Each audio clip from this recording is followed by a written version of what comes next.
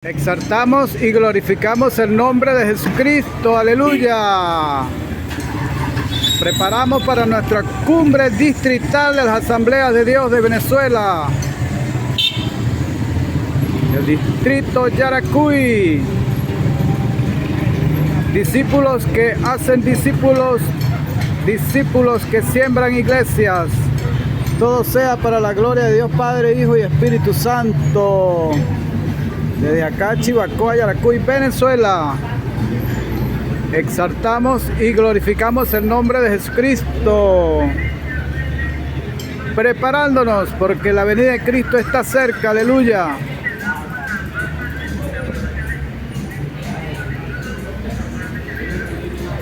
Hoy, viernes 18 de julio del 2025. Todo sea para la gloria de Dios Padre, Hijo y Espíritu Santo.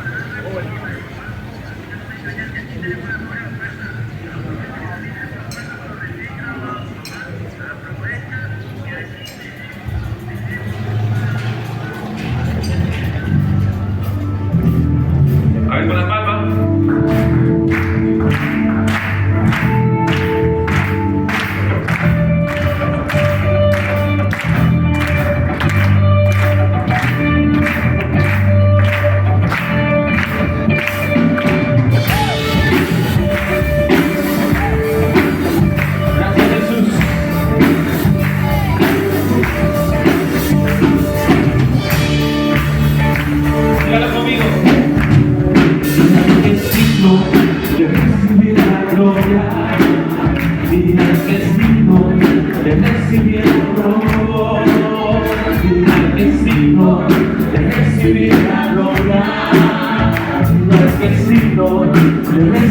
Manos arriba, levantamos y levantamos las manos de adoración y a Jesús, Cordero de gloria, y exaltemos su incomparable majestad, al que vive por siempre, al gran yo soy, a Jesús.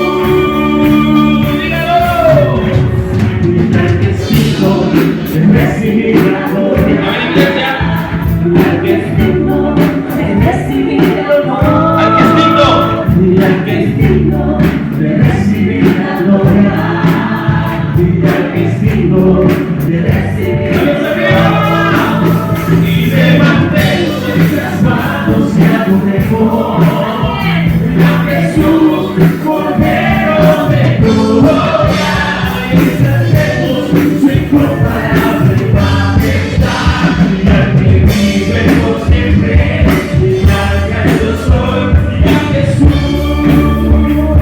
Vamos a cantar la iglesia. Al que recibe la gloria, excelente, digno de recibir el honor. Dígaselo, Señor. Y al que es digno de recibir la gloria, y al que es digno. A ver, todos a la mujer, vamos a la mujer, vamos a la mujer. Es digno de recibir la gloria, al que es digno de recibir la Y los gloria, hombres, vamos a ver. Y al que es digno de recibir la gloria, Y va a ser de hombre. Y va a ser de hombre. A ver, las mujeres. al que es digno de recibir la gloria, al que es digno de ¡Nos vamos arriba! Y levantemos nuestras manos y adoremos a Jesús, Cordero de gloria, y exaltemos su incomparable majestad, al que vive por siempre, al gran yo soy, al que vive por siempre, al gran yo soy, al que vive por siempre, al gran yo soy, al que vive por siempre, al gran yo soy, a Jesús.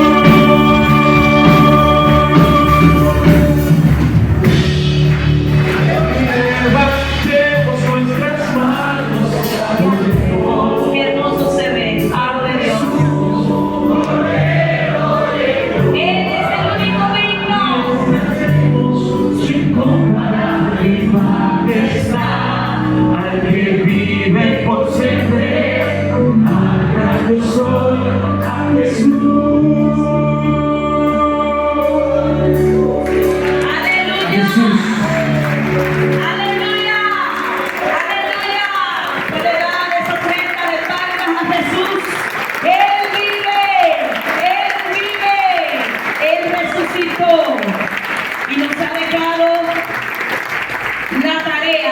de hacer discípulos. Así de pie, quiero que recibamos en esta mañana, gloria a Dios, al pastor reverendo Ati Pereira. Él es representante de la Federación ADIEL y él también está comprometido con la tarea de hacer discípulos y de plantar iglesias. Recibamos con un aplauso a nuestro amado hermano y pastor Ati Pereira.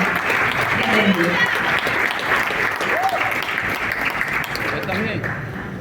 Muy buenos días, hermanos, que el Señor les siga bendiciendo. Amén. Pueden tomar sus asientos. Es un privilegio para mí estar en este lugar, en esta ciudad.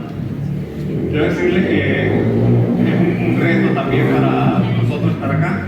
Y en mi caso tengo 3 retos, ¿no? El primero es hablarle a tantos pastores y a tantos ministros del Señor. Eso siempre da un susto, como dice. El segundo es que hablar de discipulado, un tema que todo el mundo sabe, todo el mundo conoce.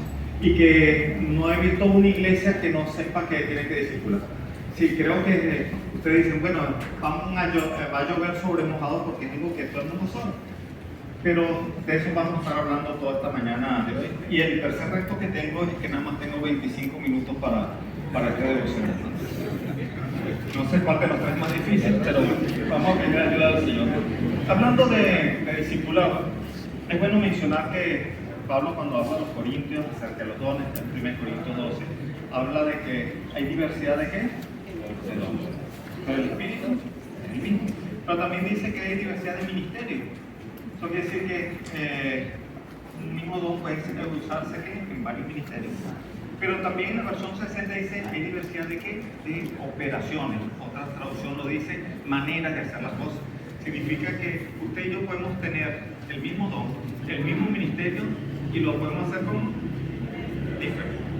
Entonces creo que cuando vamos a estar hablando aquí del discípulo no tiene tanto que ver con si lo hacemos exactamente igual, sino si lo hacemos. ¿Okay? Como decía uno de nuestros hermanos en otra de las charlas, lo importante no es de qué color es el gato, sino que coma ratón. ¿Okay? Entonces, ahí tenemos que ir hablando parte de eso.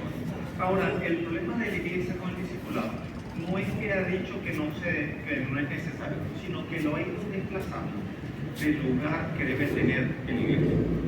Muchas veces creo que cada vez más se nos han ocurrido mejores ideas que el discipulado. Y a veces pensamos que somos mejores que Dios, pensando que podemos hacer lo que le corresponde al discipulado de otras maneras como tal. Y así, pensando que es buena idea, estamos desplazando el diseño que Dios tiene para crecer la iglesia. Yo quiero invitarles a buscar un pasaje bien interesante para ir adelantando un poquito el tema, y está en el Antiguo Testamento. Dice, pero ¿qué tiene que ver el Antiguo Testamento con el discipulado que es nuevo? Pero es que quiero hacer una analogía del rey David. Él tenía una gran intención. Después que hizo esas grandes proezas, todo en el nombre de Dios. Recordemos que desde Goliat, ¿qué fue la frase que él dijo? Tú vienes, yo vengo hoy en nombre de quién. Y siempre lo que hizo fue en nombre de quién? Del Señor. Entonces, después que estuvo en paz y muchas cosas, estamos hablando de 2 Samuel capítulo 7, él llega y empieza a planear cómo honrar al Señor. Pero para honrar al Señor hay que hacerlo con algo grande. Entonces él pensó en hacer algo bien especial. ¿Para qué? Para honrar al Señor. Y muchas veces nosotros hoy en la iglesia estamos tratando de inventar el agua tibia, de hacer algo bien, pero bien grande. ¿Para qué? Para honrar al Señor. ¿Qué tiene malo eso? Versículo 1. Aconteció que cuando ya el rey habitaba en su casa, después que Jehová le había dado reposo de todos sus enemigos en alrededor, dijo el rey al profeta Natán. Y cuando vimos a Natán es que ya el rey tenía días pensando en eso, meditando qué cosa tan especial puedo hacer yo para honrar a mi Dios. Se le ocurrió una idea y llamó a ¿quién? A Natán. Y dice, Natán, tengo una idea, ¿qué opinas tú? La idea era hacer un templo para el Señor.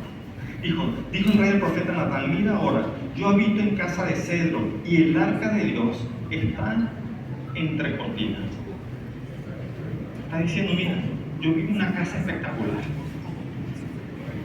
Y mira el Señor donde está. ¿qué te parece si le construyo algo hermoso? ¿Cuál fue la respuesta de Natán? Mi rey, excelente. Eso no te lo reveló sangre ni carne, pues eso es del Señor. Eso seguro que el Señor va a brincar en una batalla en el cielo de la alegría de lo que tú estás haciendo por él. Y así que inmediatamente Natán le responde al versículo 3, y Natán dijo al rey: anda y haz todo lo que está en tu corazón, porque Jehová está contigo. Y muchas veces nosotros podemos estar pensando en hacer algo grandioso, especial para el Señor. Y usted le pregunta a un colega y dice: eso es de parte de Dios. El Señor está contigo. ¿Pero qué tiene de malo? No tiene nada malo. Está bueno. Es decir, el detalle está que Natán se va para su casa contento, y me imagino que esa noche estaba meditando: oye, Señor, tu siervo David cómo te ama, mira lo que está pensando. Y de repente el Señor llega y le dice: mira, regresa donde David y dile que yo no quiero templo. En ese pasaje no lo vamos a estudiar completamente, hay por lo menos 6 razones por las cuales el Señor no quería que David construyera el templo, pero nada más quiero resaltar 2 de ellas, que son las que, con las que quiero hacer la analogía hacia el discipulado. Dice el versículo 4: aconteció aquella noche que vino palabra de Jehová a Natán diciendo: ven y di a mi siervo David, así ha dicho Jehová. Y la primera razón que le dice es: yo no necesito templo. Escuchen esto. Muchas veces nosotros estamos haciendo cosas para Dios que Él no necesita. No, voy a recoger una ofrenda para el Señor. Mire, el Señor no necesita plata. Voy a hacer esto, el Señor no necesita eso. Es más, ni a nosotros. Si ustedes se dejen predicar, Él le agarra la pierna. Y debemos recordar que lo que hacemos no es porque Dios lo necesita. Y entonces él dice, Jehová le dice: así ha dicho Jehová, tú me has de edificar casa que yo no he. Ciertamente no he habitado en casa desde el día en que saqué a los hijos de Israel de Egipto hasta hoy, sino que he andado en tienda y en tabernáculo. Dice: ¿tú me has visto vivir en casa alguna vez? No. Significa que yo no lo necesito. Si lo necesitara, ya me hubiese construido una casa. Pero yo no necesito una casa. Este es un tema bien interesante. De hecho, en el Nuevo Testamento, este tema, en los primeros discursos, fue usado varias veces. Por ejemplo, Esteban, en el capítulo 7, cuando momentos antes de ser apedreado, en su defensa, recuerden que lo estaban acusando de querer mover los principios judaizantes y todo aquello, y él, entre las cosas que habla: ustedes tanto que defienden ese templo, y Dios no habita en templo hecho de hombre. Y más, cita un pasaje de Isaías 66, 1 y 2, ¿verdad? Pasaje también que lo cita Pablo, en Hechos 17, cuando está en Atenas. En el discurso en Atenas, Pablo también hace hincapié, él está haciendo el poco de dioses que había en la ciudad, y habla del Dios conocido, y ese Dios no necesita, ¿qué? Templo, no mora en templo hecho de hombre. Isaías 66 dice que el cielo es mi trono y la tierra pasando en mi polvo.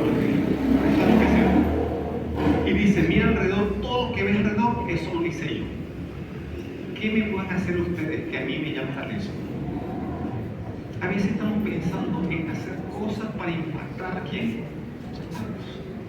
Pero ¿qué puedes hacer tú que le llame la atención a Dios? Es bueno, así pasa el versículo 2, dice, el Señor dice: hay algo que sí me llama a mí la atención, un corazón humilde y que tiembla mi palabra. Eso sí, yo mando a parar los músicos a todos y quiero verlo, pero el resto no lo impresiona. Las multitudes no impresionan a Dios. A veces pensamos: y si nos ponemos a correr todo el evangelio y prendemos una velita, salen 4 millones de pesos, a veces temblar los cielos.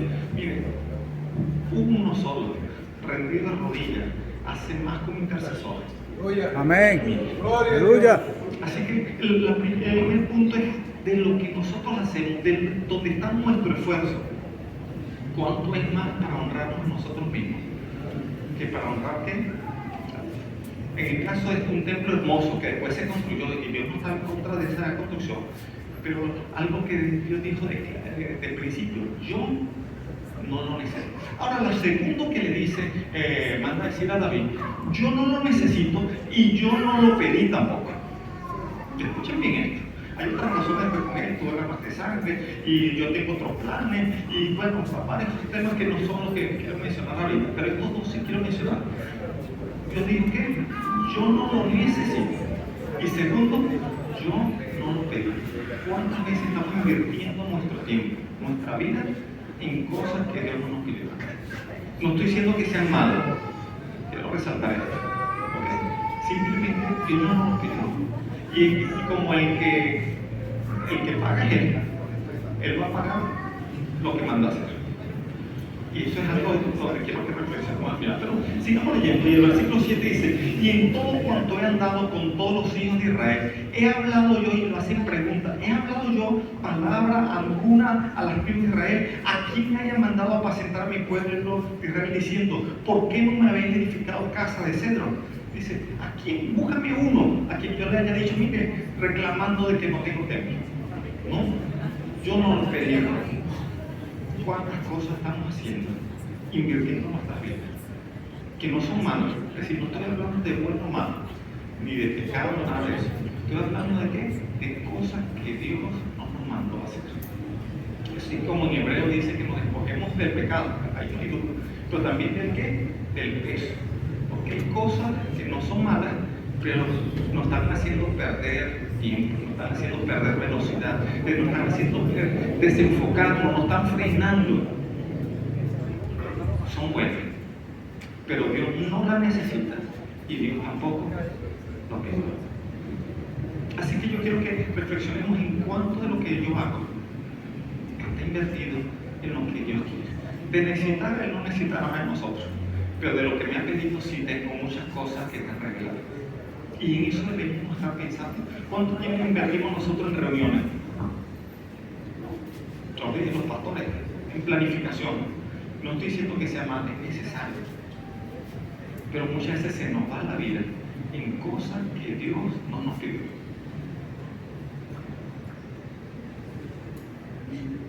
Para ir terminando, porque ya me dieron pocos minutos. Yo creo que debemos pensar en una razón por la cual volver al discipulado. Hay muchas razones, y lo estaremos hablando, ustedes saben, algunos dicen: no, el discipulado es bueno porque ayuda a cerrar la puerta trasera de la iglesia, ¿sí?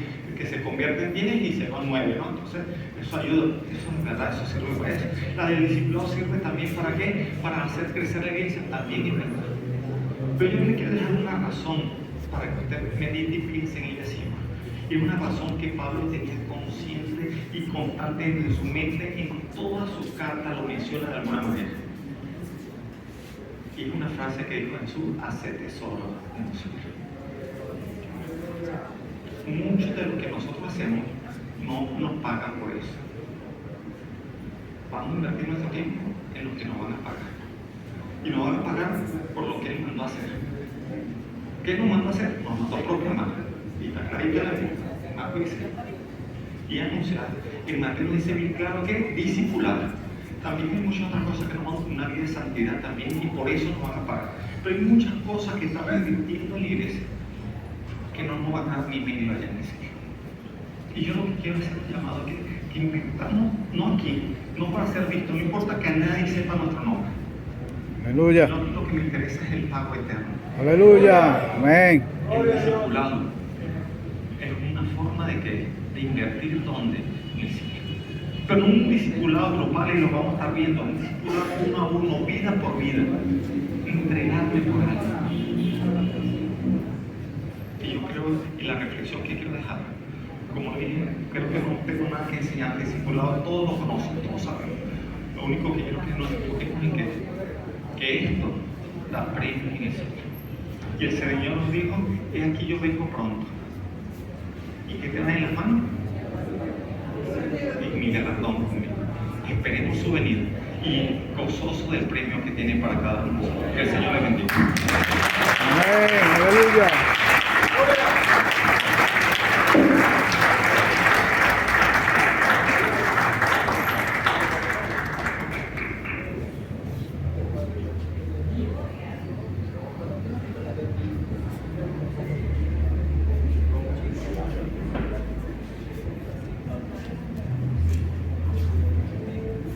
Gloria al Señor, Dios les bendiga, Dios les guarde. Amén. Estoy contento por todos los que están en este día, creo que hoy es un día importante. Así que doy gracias al Señor por la movilización de cada uno de ustedes. Sé que han invertido su tiempo, su esfuerzo para estar acá. Te agradezco a Dios por esta convocatoria. Creo que lo que está sucediendo hoy es algo extraordinario. Estuve revisando los registros y tenemos gente del Movimiento Nacional Venezuela 12 que está por allí. Gloria al Señor, háganos una seña por allí, ¿verdad? Los que están allí en el equipo del Movimiento Venezuela 12. Hoy está, no les dé pena, por favor. Ministerio Vida Cristiana está por allí, Voz de Dios, Maranata, Luz del Mundo, Monte Santo, Kairos, Beniel, Betel, Cielos Abiertos, Concilio Latinoamericano, Movimiento Apostólico, Renovación y Avivamiento, Corazones Emanuel, Copa Sud, Torre Fuerte, Redime, Adiel, Jesús es Vida, dice acá Crea, ¿no? Concilio Crea, ¿sí? Entonces, hoy es un día extraordinario para lo que estamos haciendo para la obra del Señor. Creo que es algo muy similar a lo que va a ser en el reino de los cielos, y esto habla de la unidad, ¿cierto? Amén. Estamos de diferentes movimientos, así que hoy estamos retados y desafiados por el crecimiento de la iglesia. Venimos a plantar iglesia y desarrollar el discipulado. ¿Cuántos dicen amén a eso? Amén. Así que todo lo demás que venga, que Dios sea el que lo premie. Amén. Gloria al Señor. Amén. Así que tenemos un equipo maravilloso en este día que nos acompaña. Voy a pedir a mi hermana que nos visita desde Coro. Ellos son de Coro. Voy a pedir a mi hermana que pase. Está con nosotros del equipo de la Dirección General de Siembras Iglesia y Discipulado a nivel nacional de la Asamblea de Dios. Bienvenida a Yaracuy. Que Dios te bendiga, Dios te guarde.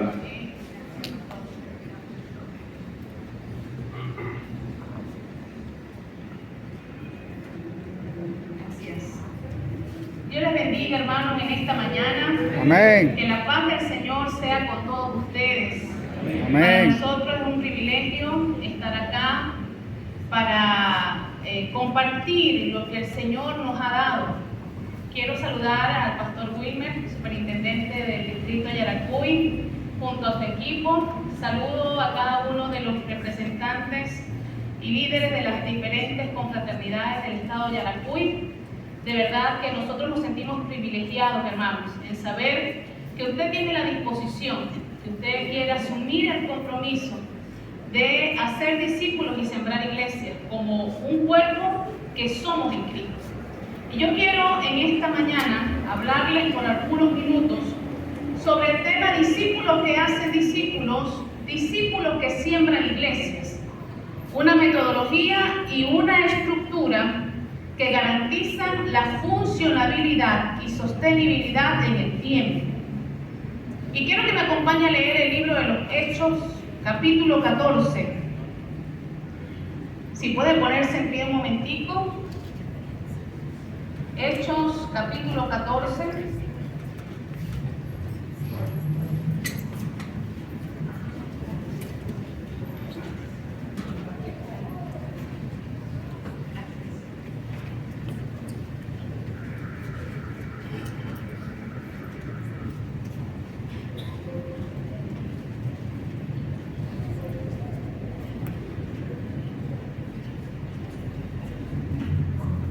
Dice Hechos 14, desde el versículo 21 en adelante.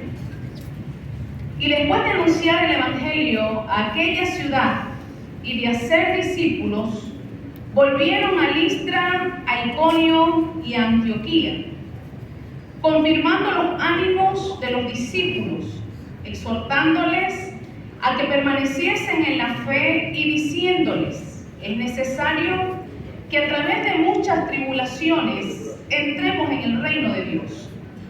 Y constituyeron ancianos en cada iglesia, y habiendo orado con ayunos, los encomendaron al Señor en quien habían creído.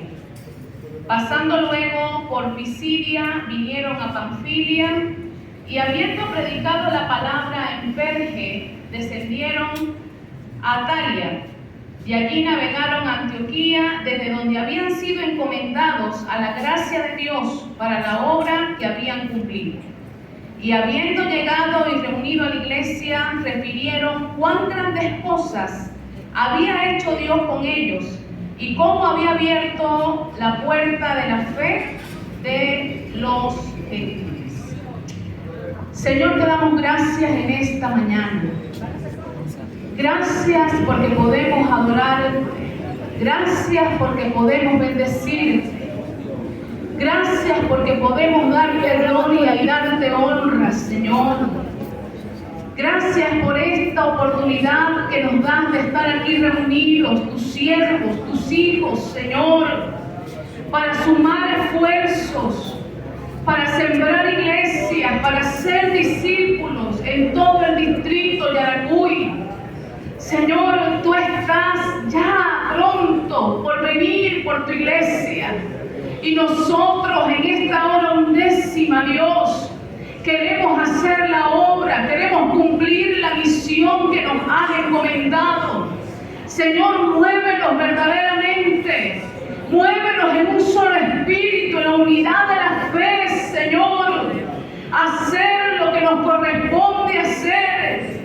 Que seamos entendidos en los tiempos, Señor. Que nosotros podamos poner nuestras manos en el arado, Dios, e impulsar desde nuestras iglesias, desde cada una de nuestras federaciones, desde cada una de las confraternidades, el hacer discípulos, el predicar, el ganarnos a este estado para ti, Señor. Oh, visita Yaracuy en esta mañana, que el fluir de tu presencia, que la gracia soberana, Dios, pueda refrescar a esta tierra y los corazones sean sensibles al llamado, los corazones sean sensibles, Dios, para obedecerte a ti en esta mañana, Señor. Amén. En el nombre de Cristo Jesús te damos muchas gracias, Dios. A ti la gloria y la honra por siempre y para siempre, Dios. Amén, Señor, gracias. Y a su nombre, gloria. A su nombre sea la gloria. ¿Pueden tomar su asiento, hermanos?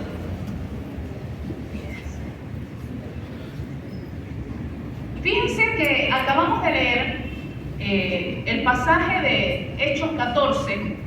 Y Hechos 14 nos relata de alguna manera cómo fue que inició el trabajo misionero del apóstol Pablo y del apóstol Bernabé, de cómo ellos comenzaron a impulsar este primer viaje misionero bajo la cobertura de la iglesia de Antioquía, ¿okay? Quienes nos mandan a este primer viaje misionero, de acuerdo, fue la decisión del Espíritu Santo, porque así nos dice cuando leemos Hechos capítulo 13, ¿ok?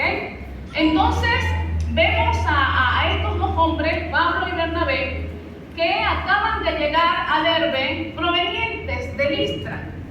Pero resulta ser que la estadía en Listra no fue la estadía que tal vez se le deba dar a una persona que va a predicar la palabra. Yo quiero, hermanos, que seamos nosotros bien conscientes de la temporada que nos ha tocado vivir a nosotros en este país.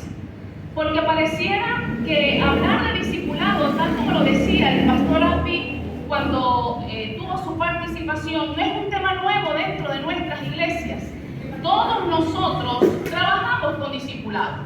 De alguna u otra manera hemos impulsado el discipulado dentro de nuestras iglesias y hemos desarrollado diferentes estrategias, diferentes recursos, diferentes programas que han dado de alguna forma resultados en nuestras iglesias. Pero parece que con el tiempo esa realidad del trabajo de hacer discípulos se fue diluyendo, hermanos, y lo fuimos circunscribiendo a ciertas actividades puntuales que se fueron separando del principio bíblico y de la realidad original, el modelo de Cristo, el modelo de la iglesia primitiva en el trabajo de los apóstoles, y le fuimos dando una forma distinta al discipulado. La intención en esta mañana es que nosotros podamos entender que haciendo discípulos, nosotros vamos a ser productivos y vamos también a impulsar la siembra de iglesia. Y por supuesto, el hacer discípulo está perfectamente enmarcado dentro de lo que nosotros conocemos como la Gran Comisión. El pasaje que nos leyó la hermana Rosa al comenzar esta actividad. Entonces, cuando vemos la realidad del apóstol Pablo y Bernabé en su primer viaje misionero, el trabajo de Listra les costó a ellos, particularmente a Pablo, porque lo define el texto, que casi lo matan por llegar a Listra a predicar el Evangelio. Dice el pasaje que a Pablo fue tanta las piedras que le lanzaron para lapidarlo, que pensaban que estaba muerto y lo sacaron de la ciudad. Pero también hay algo bien bonito, hermano, y es que en una iglesia que es tal constituida por discípulos, los discípulos verdaderamente desarrollan actitudes de discípulos. Dice la palabra que a Pablo lo rodearon los discípulos. Y me imagino, no sé si en ese momento cuando lo vieron ensangrentado, cuando lo vieron golpeado, cuando lo vieron tal vez que no respondía a Pablo, comenzaron a orar por él, estaban preocupados, porque la actitud de un discípulo es para servirle a otro. Y de momento vemos que Pablo se levanta, ese mismo día entra a la ciudad nuevamente, pero al día siguiente, dice el versículo 21, que ellos salen a Derbe a seguir predicando el Evangelio. Le pregunto, hermano, ¿qué pasaría si a nosotros nos dan una palamentación como la que le dieron a Pablo? ¿Realmente vamos nuevamente a volver a ese lugar? ¿Realmente vamos nosotros a estar allí confiados de que, bueno, aquí Dios me mandó y aquí sigo? Hermanos, parece que para nosotros esto es un aprendizaje en esta mañana.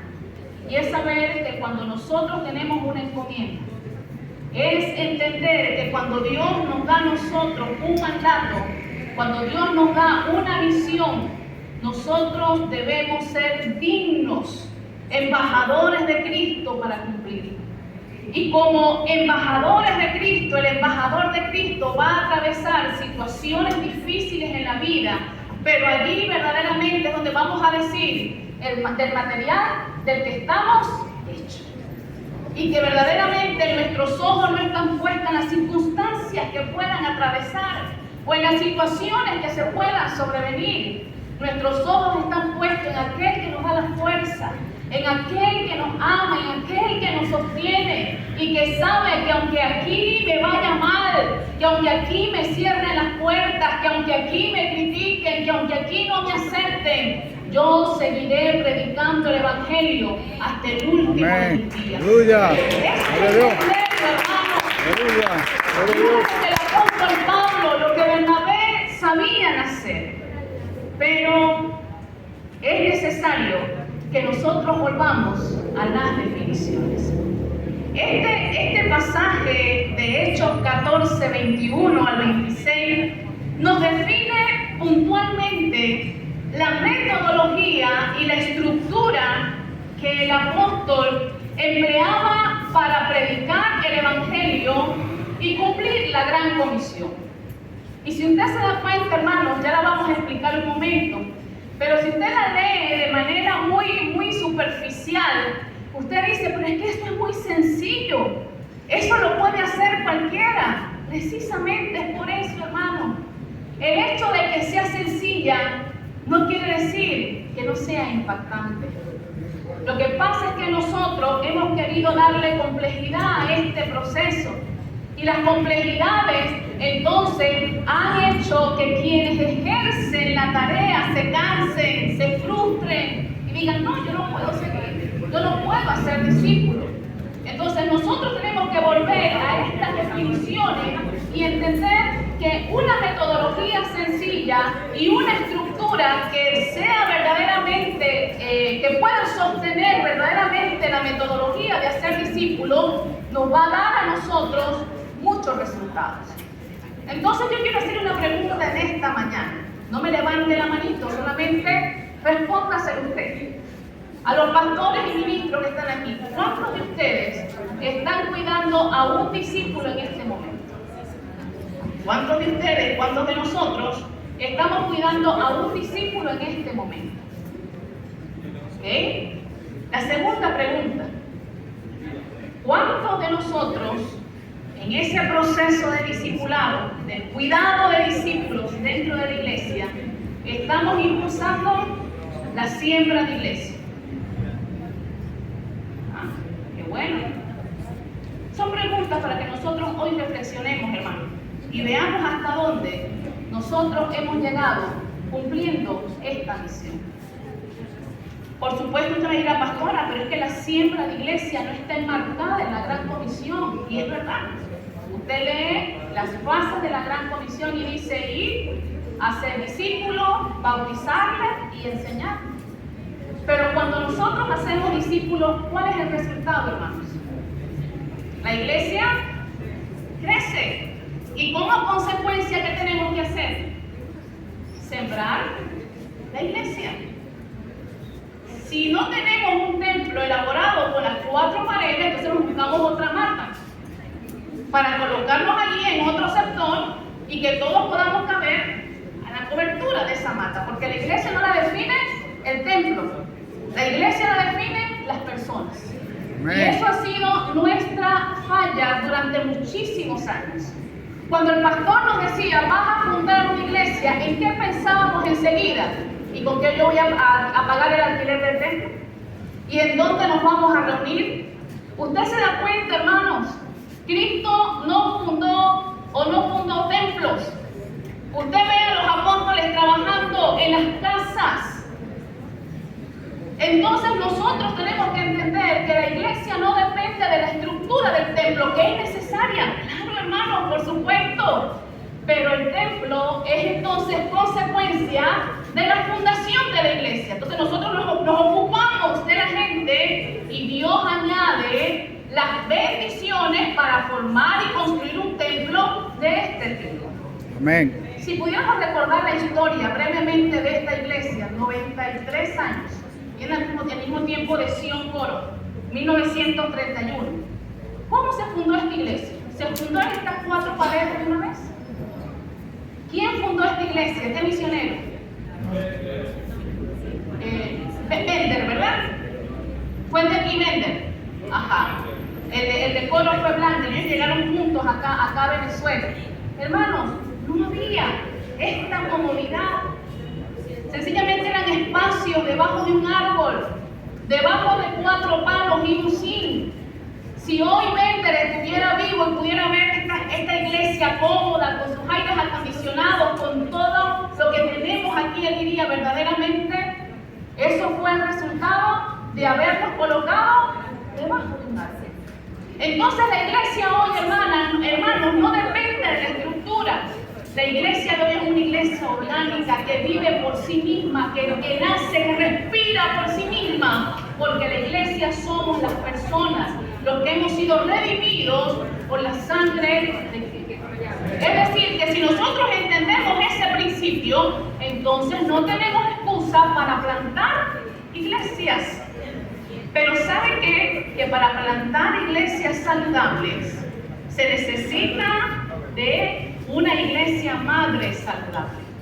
Amén. ¿Y qué significa eso? Una iglesia que ha entendido cuál es la misión que le toca hacer. Si tenemos una iglesia llena de chismes, si tenemos una iglesia llena de rivalidades, si tenemos una iglesia llena de problemas entre ellos, ¿qué característica va a tener la iglesia que se va a reproducir de esta iglesia original?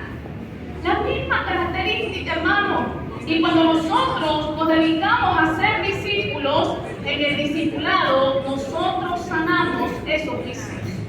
En el discipulado nosotros modelamos la vida de estas condiciones que no son las más favorables para la vida de un cristiano maduro, para la vida de un cristiano que tiene a Cristo en el corazón. Entonces vamos trabajando un crecimiento espiritual, una madurez espiritual, un desarrollo espiritual que se circunscribe a una esfera área de integralidad. ¿Por qué? Porque aunque trabajamos la parte espiritual, estamos trabajando elementos esenciales en la vida de esa nueva persona que se ha acercado a Cristo.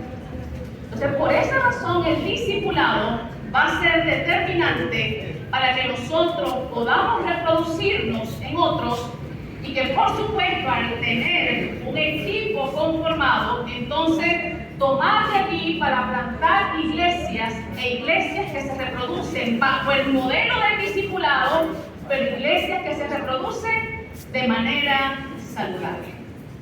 Y es lo que queremos nosotros, que usted se lleve como conciencia. Ahora veamos el modelo de estructura que el apóstol Pablo, junto con Bernabé, desarrollaron en cada una de las iglesias que iban a plantar. La misión era la misma, ¿ok? Y sigue siendo para nosotros esta misión en este tiempo, que es la extensión y la multiplicación del reino de Dios. Eso es gran comisión. La iglesia que no tiene como misión la multiplicación y extensión del reino de Dios es una iglesia que ya llegó a donde tenía que llegar. Ya se acomodó en su silla, ya disfruta del culto, pero no está dispuesta a reproducirse. Y la reproducción es una parte natural de quien está creciendo de manera sana. Hermanos, veamos con mucho detenimiento, y por eso le preguntaba, ¿quiénes de ustedes están impulsando la siembra de iglesia desde sus iglesias? Porque si nosotros no impulsamos la siembra de iglesias desde nuestras iglesias, entonces nos estamos haciendo estériles. Y la esterilidad es una patología que afecta la naturaleza normal de la iglesia. Lo que es aceptable es que la iglesia pueda reproducirse. Entonces, si entendemos que la misión para nosotros, así como lo fue para Pablo y Bernabé, es la extensión y multiplicación del reino, veamos entonces cuál fue la metodología y la estructura que ellos desarrollaron acá o llevaron a cabo. Y quiero que mantenga su Biblia abierta para que revisemos algunos versículos de esa historia. Veamos la metodología. ¿Cuáles fueron las fases o los pasos que ellos llevaron a cabo y que ellos aplicaban en cada una de las ciudades donde llegaban a fundar la iglesia? ¿Qué dice el versículo 21 y el versículo 26? ¿Quién me lo puede leer?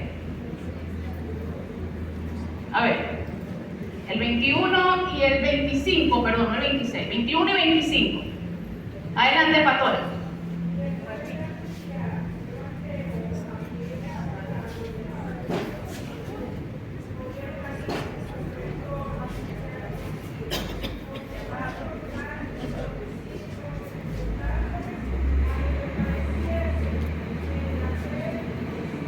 Hasta el 21 solamente, hermano. Y luego el 25. ¿Qué dice el 25? Ajá. ¿Descendieron? Ajá. Entonces estamos viendo que la primera actividad que ellos hacían en esta metodología era ¿qué? Predicar. Hermanos, y nosotros hoy en día, lamentablemente sucede en muchas iglesias, hemos perdido esta disciplina. La iglesia no está predicando. Está dejando que el que no conoce a Cristo llegue solo a la iglesia.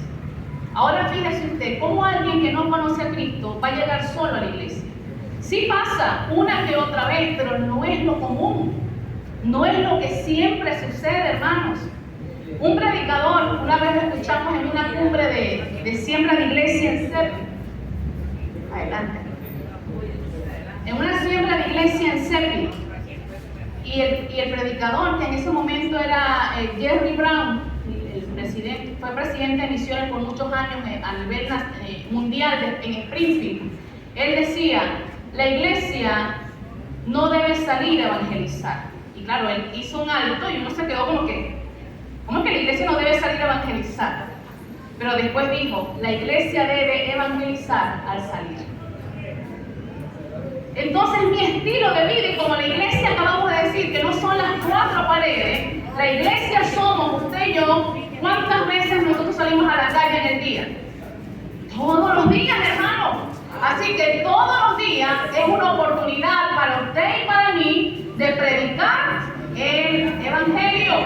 Y usted y yo somos los que vamos a hacer que la iglesia crezca, que la iglesia se reproduzca.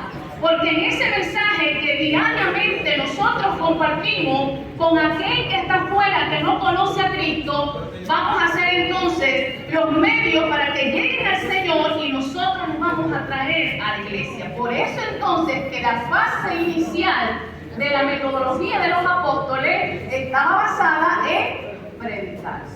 Número 2, dice el mismo versículo 21, iban, predicaban, pero también dice, y hacían discípulos. Hermanos, esa es otra carencia que nosotros tenemos.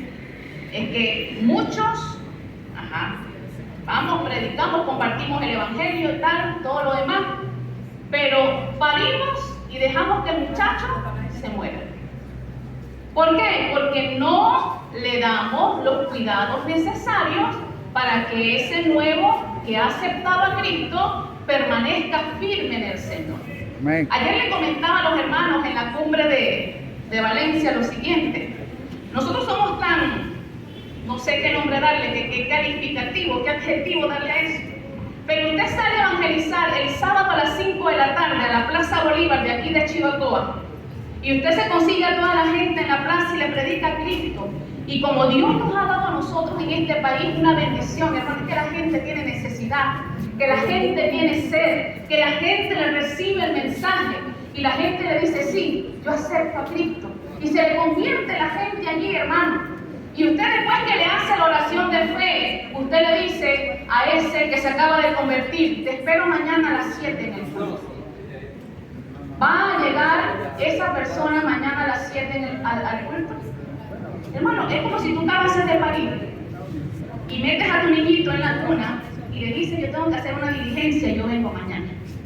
Allí te dejé la lechita ordeñada en la nevera, te dejé los pañales y las toallas húmedas en la pañalera, te dejé el chupón guindadito en una de la madera de la cuna. Si usted tiene hambre, usted va, se levanta, calienta en baño María esa lechita, la mete en el biberón y se la toma. Se saca los gases, se acuesta boca abajo y se le dan las ganas del uno del dos. Usted viene, se cambia el pañal, se pasa la toallita. ¿Cómo va a conseguirte ese niño cuando llegue a la casa? Vuelto un desastre, hermano, porque él no tiene la capacidad, él no tiene la habilidad de cuidarse solo. Por eso es que nosotros debemos tomar esta analogía y aplicarla en el cuidado del que ha dicho, sí, yo acepto a Cristo. ¿Sabes qué va a pasar con ese que se te convirtió en la plaza el sábado a las 6 de la tarde? Como tú le dijiste que lo ves mañana en la iglesia a las 7, y Satanás no va a soltar a esa alma así de fácil, esa noche van a llegar unos amigos de esa persona en un buen carro, con bastante dinero, se lo van a llevar a una fiesta, le van a pagar la comida, la bebida, y no va a llegar al culto mañana a las 7 de la mañana. Entonces, ¿qué tenemos que hacer nosotros con el que se acaba de convertir? ¿Dónde vive que mañana yo te busco para llevarte para el culto? Pero no lo hacemos, hermano. Tenemos que comenzar a trabajar este proceso intencional de hacer discípulos. El hacer discípulos implica para nosotros no solamente compartir un mensaje de la palabra del Señor. ¿Sabe qué le dice Pablo a los de Tesalónica? Allá en la primera carta le dice que nosotros les hemos cuidado a ustedes tanto que ha sido como el cuidado que le da una nodriza a sus propios hijos. Y en el versículo siguiente le dice el apóstol Pablo a esos mismos creyentes que habían sido de mucho amor para él, les dice, y no solamente quisimos entregaros el Evangelio de Cristo, sino hasta mi propia vida. ¿Por qué? Porque realmente para nosotros, hermanos, hacer discípulos debe desarrollarse en una relación de cercanía. Eso es hacer discípulo. Hacer discípulo es un proceso de acompañamiento donde nosotros desarrollamos una relación, una amistad centrada en Cristo y nos convertimos y nos modelamos uno a uno, vida a vida, para que ese nuevo discípulo comience a caminar en la verdad del Evangelio y comience a madurar. Vemos entonces la tercera fase de esa metodología que tomaron Pablo y Bernabé. Predicaban, hacían discípulos, pero también dice que fortalecían a la iglesia. Y allí se están refiriendo, hermanos, fíjese bien, acababan de llegar de Listra. En Derbe predicaron, hicieron discípulos, pero volvieron a Listra, de donde habían predicado y donde habían hecho discípulos y de donde le habían dado ese poco de piedras a Pablo para matarlo, para fortalecer la fe de la iglesia, para hacerle entender a la iglesia de Listra que nosotros como hijos de Dios vamos a pasar por situaciones difíciles, pero que nuestra fe se fortalece cuando nosotros consideramos dónde está verdaderamente nuestra recompensa, de dónde nosotros sentimos la fortaleza y el ánimo para serle fiel al Señor. Y un cuarto elemento a considerar en esta metodología, hermano, es la rendición de cuentas. ¿Por qué nosotros rendimos cuentas en nuestro proceso de discipulado? Porque nosotros partimos de metas, hermanos. Toda iglesia necesita partir de metas. Una iglesia que tiene una capacidad para 400 personas no puede ponerse como meta, por ejemplo, ganarse a 800 de manera física. ¿Por qué? Porque no le caben en este espacio. Pero si la iglesia dice, bueno, vamos a ganar los 800, pero vamos a sembrar una iglesia en el barrio tal, y otra iglesia en el otro barrio, y otra iglesia en el otro barrio, y vamos ubicando a cada hermano de acuerdo a su sector. Entonces allí entendemos que las metas me van a ayudar a mí a organizarme con mi iglesia. ¿Por qué? Porque las metodologías deben ser funcionales y deben ser sostenidas. Vemos que allí el apóstol Pablo, cuando sale de Antioquía con Bernabé, salieron a dar su primer viaje misionero. ¿Y qué fueron a hacer nuevamente a Antioquía? Dice la palabra que fueron a llevar el reporte de cómo les había ido en todas estas ciudades donde habían estado predicando el Evangelio, haciendo discípulos y sembrando iglesia. ¿Okay? Dice que le contaron cómo Dios había sido bueno con ellos y cómo Dios había abierto las puertas entre los gentiles para que recibiesen el Evangelio del Reino. Eso es en cuanto a la metodología, y usted la va a conseguir, hermano, en toda la historia de los viajes misioneros de Pablo cuando fue a sembrar las diferentes iglesias. Veamos ahora la estructura. La estructura se consolida en dos fundamentos fundamentales o en dos fundamentos esenciales: las funciones y las personas que desarrollan la estructura. Una metodología puede ser muy buena, pero si no tenemos la estructura que soporte la metodología, entonces lamentablemente no podremos llegar a los resultados que nosotros esperamos. Entonces, viendo esta idea de metodología planteada por Pablo en este viaje misionero, veamos que la estructura que él utilizaba en las iglesias que iba a fundar era liderar un proceso de avance como función. Y esto lo definía la iglesia enviadora, que era la iglesia de Antioquía. Es decir, que si tú eres el pastor de la iglesia Sion, de la iglesia Sinaí, de la iglesia Betel, tú eres como iglesia la persona indicada para indicar o para definir esta función, que es liderar un proceso de crecimiento, de discipulado, de siembra de iglesia. Luego, cuando llegaban al lugar a donde iban a sembrar la iglesia, allí se encargaban de nombrar a los ancianos para que cuidasen, para que ayudasen a desarrollar a esa iglesia que se estaba sembrando en ese momento. ¿Y quiénes hacían eso? Lo hacían los apóstoles misioneros que habían sido enviados para ese viaje misionero. En este caso, allí serían tu equipo de sembradores que tú vas a enviar a ese sector, que se van a encargar en poco tiempo de organizar la iglesia. Aquí ya lo llamaban ancianos. Usted tomará la estructura que su pastor y su iglesia madre estén desarrollando. Luego vemos que los mismos misioneros que estaban allí atendiendo en el campo, se encargaban de empoderar a los hermanos que habían sido nombrados para que cada uno supiese las funciones que ellos iban a desarrollar dentro de ese proceso de la siembra. Y por supuesto, los encargados de mantener estas funciones y la iglesia en pie, de mantener el proceso de la siembra, eran los discípulos que se iban ganando dentro de la iglesia. Cuando nosotros entendemos, hermanos, que los discípulos que nosotros nos ganamos dentro de la iglesia, o en el trabajo de discipulado dentro de la iglesia, que ellos serán los próximos líderes que van a asumir las responsabilidades, que van a asumir los compromisos dentro de la iglesia, nosotros vamos a modelarle la vida a estos discípulos. Yo te pregunto, pastor, ¿tú pensaste en algún momento que ibas a pastorear la iglesia que tienes bajo tu responsabilidad ahorita? Cuando tú llegaste a la iglesia por primera vez, te viste predicando en la iglesia, tú dijiste, yo voy a ser el pastor de la iglesia tal.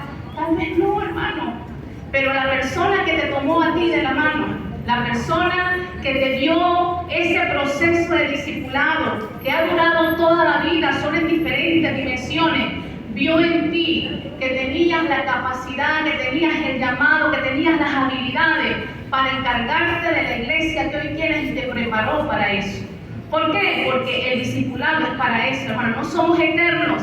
Yo tengo que trabajar en mi grey para que esta grey se reproduzca con los mismos discípulos que la grey va desarrollando a través de cada uno de nosotros. ¿Ok? Veamos ahora lo siguiente.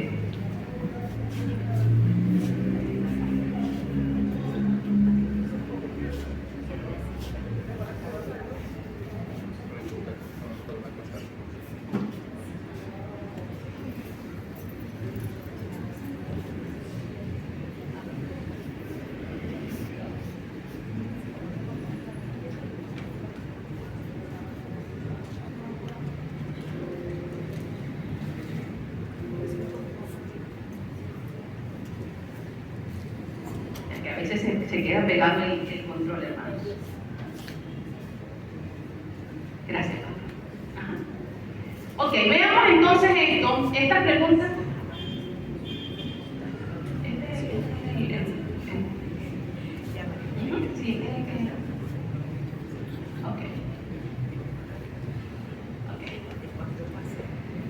Yo quiero que usted se lleve estas preguntas a reflexión, hermanos, para que nosotros entonces comencemos a darle forma al proceso de discipulado que estamos desarrollando en nuestras iglesias. Y quiero dejarle claro lo siguiente: nosotros venimos a este lugar no a ofrecerle un recurso distinto al que usted está trabajando en su iglesia, no ofrecerle un programa distinto al que usted está emprendiendo en su iglesia. Lo que nosotros queremos con ustedes en esta mañana es que usted verdaderamente vuelva a la definición bíblica de lo que es hacer discipulado y usted se pregunte, ¿lo estoy haciendo bien? ¿Lo que estoy haciendo en el discipulado está dando el impacto que realmente necesita? Entonces, la diapositiva anterior es para nosotros una fotografía donde debemos vernos y preguntarnos, ¿estoy empleando esa metodología y esa estructura dentro de mi iglesia para ser discípulo? Recuerde que los programas van a ser definidos por la audiencia a los cuales va dirigido. Y si el programa se adecúa al modelo, se adecúa a la estructura, entonces el programa puede ser funcional. La idea es que toda la iglesia se sume a ser discípulo. ¿Cuáles son las preguntas que quiero dejarte para reflexión? ¿Puede identificar en su vida y en su ministerio una estructura como la que acabamos nosotros de discutir? Y la segunda, ¿cómo creen que sería su desarrollo ministerial dependiendo de una metodología y una estructura como la que acabamos de discutir? Yo estoy segura, hermanos, que todos nosotros podríamos tener resultados mucho más impactantes si nuestra metodología y nuestra estructura responde a la metodología usada por Cristo con sus discípulos y luego con los discípulos en la iglesia primitiva. Eso fue lo que sostuvo a la iglesia durante los primeros 300 años, hermanos. La iglesia creció, la iglesia se expandió Y no solamente llegó a las partes vulnerables de la sociedad, la iglesia llegó a las partes de la alta sociedad por el trabajo que realmente habían hecho con el discipulado. ¿Okay? Veamos ahora lo siguiente. ¿Cuáles han sido las fallas que nosotros hemos presentado en nuestro discipulado tradicional? Partiendo de la idea de que todos nosotros desarrollamos el discipulado dentro de nuestra iglesia. ¿Qué es lo que ha fallado que a nosotros no nos ha dado el resultado que esperamos, hermano? Fíjese bien. Número 1, que el discipulado reposó en nuestra iglesia sobre un grupo selecto. Piense y respóndame. ¿Quién discipula en su iglesia? ¿Verdad que discipula el líder de evangelismo?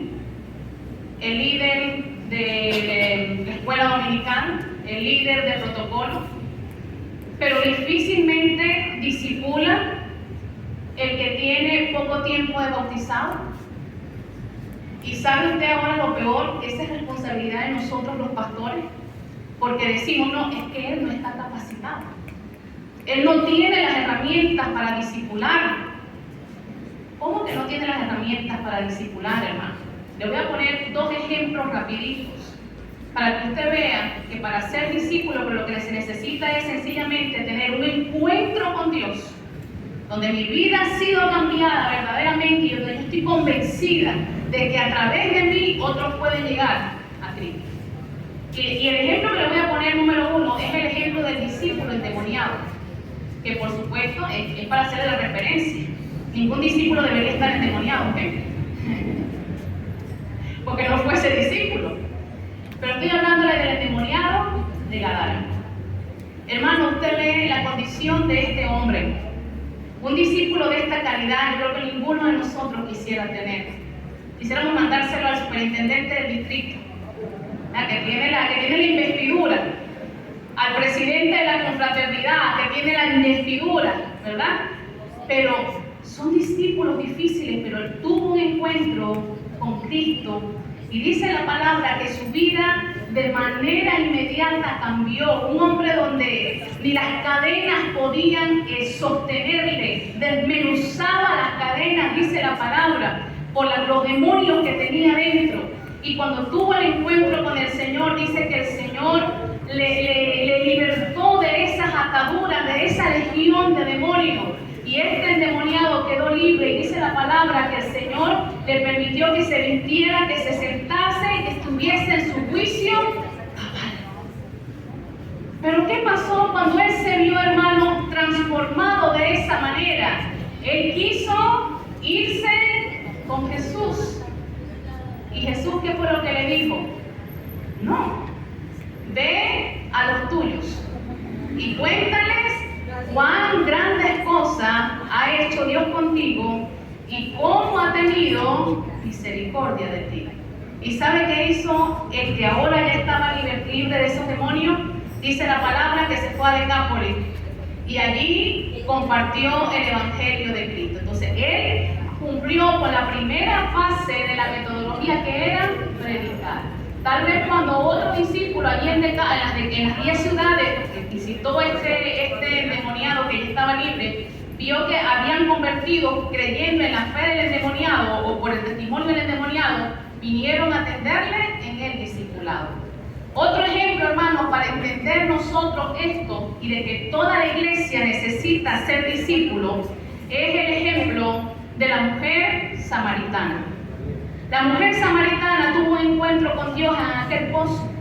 Y vemos que esta mujer, cuando se vio confrontada por el Señor Jesucristo y que ella comprendió que Él era el Mesías, el Cristo enviado, dice que corrió a Samaria y fue a anunciarle a los hombres de allí lo que había pasado con ella en el pozo.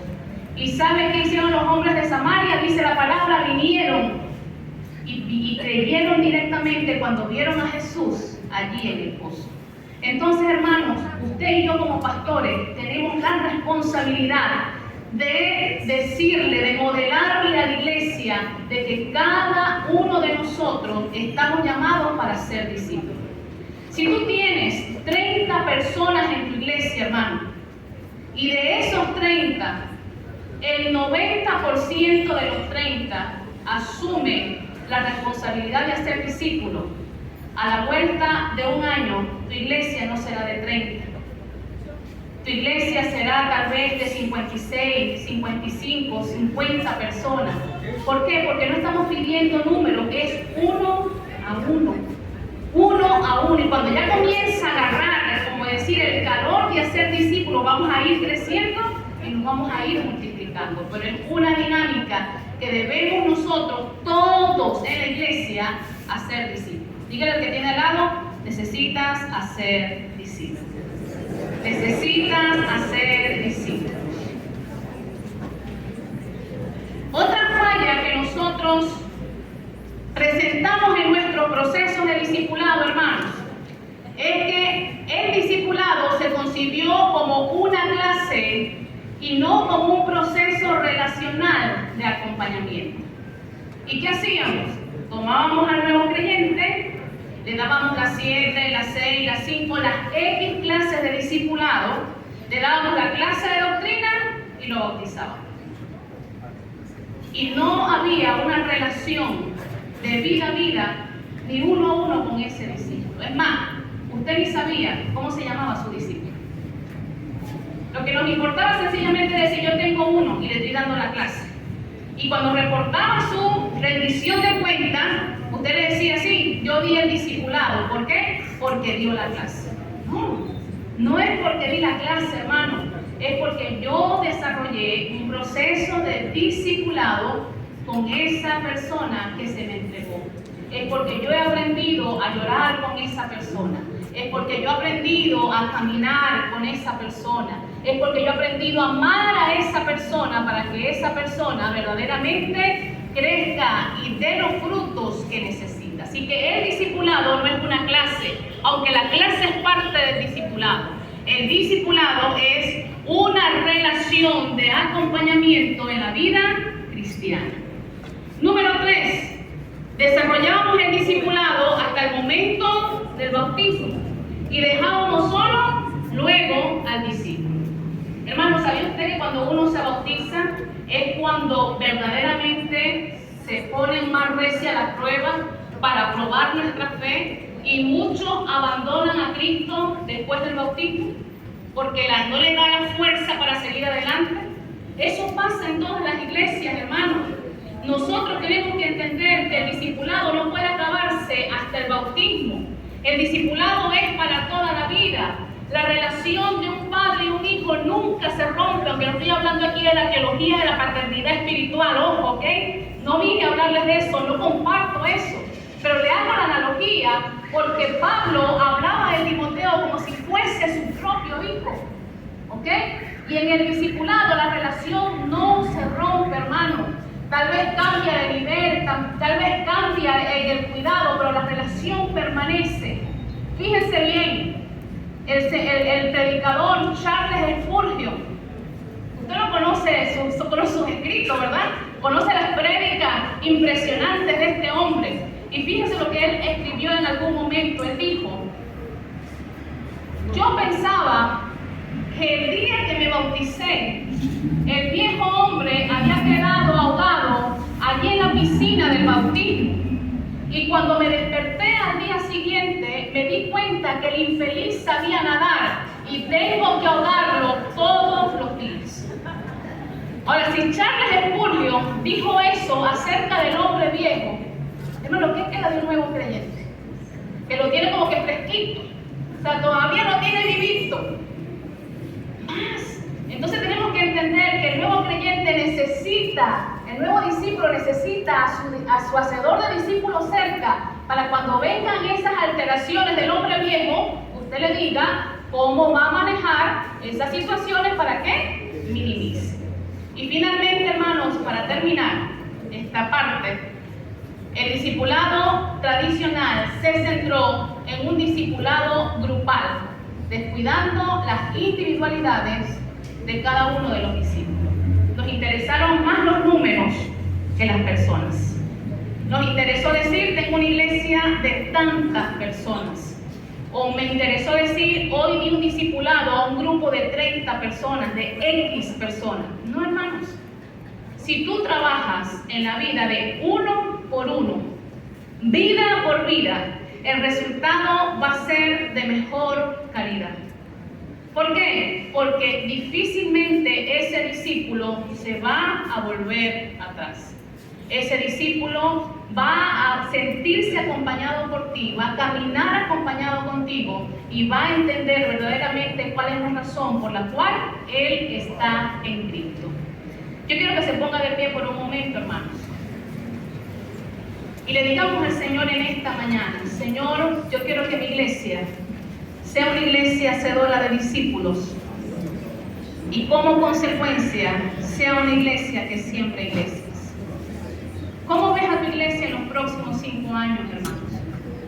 ¿A dónde has extendido tus descargas en los próximos 5 años? ¿Dónde van a estar las hijas de iglesias que tú vas a parir junto con tus discípulos para extenderte a los barrios, a las comunidades de Yaracuy? Y qué bien que aquí estamos no solamente un grupo de cristianos, sino que estamos en representación de las distintas confraternidades, federaciones, concilios de este estado, hermano, para sumar esfuerzos para ganarnos a Yaracuy para Cristo. Hermanos, ¿sabías que en nuestro trabajo con siembra de iglesia en el programa de CEPI, Yaracuy ha sido el único estado que ha podido sembrar una iglesia en Quibayo? Hermanos, yo creo que ustedes se merecen.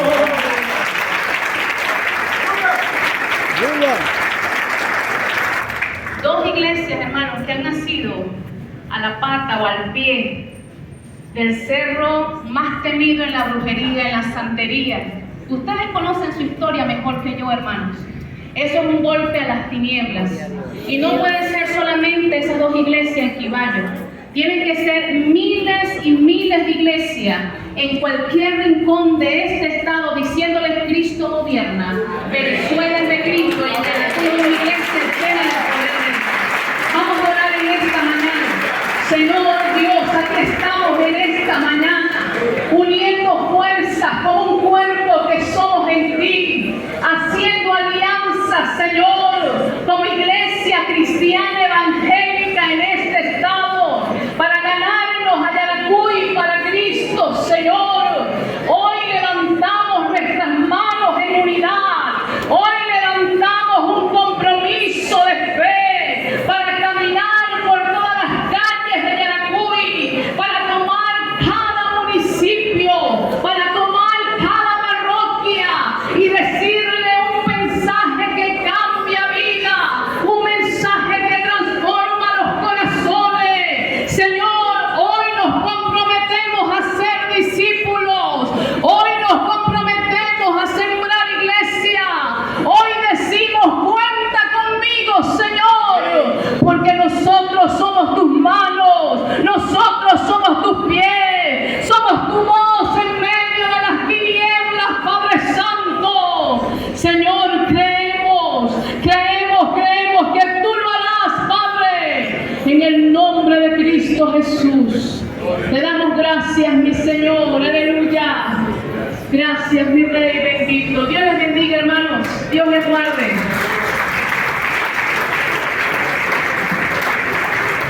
Gloria a Dios. Vamos a dar un aplauso a la pastora de Gilberto Pernalete, porque en esta mañana nos va a desafiar a sembrar iglesia, a ser discípulos.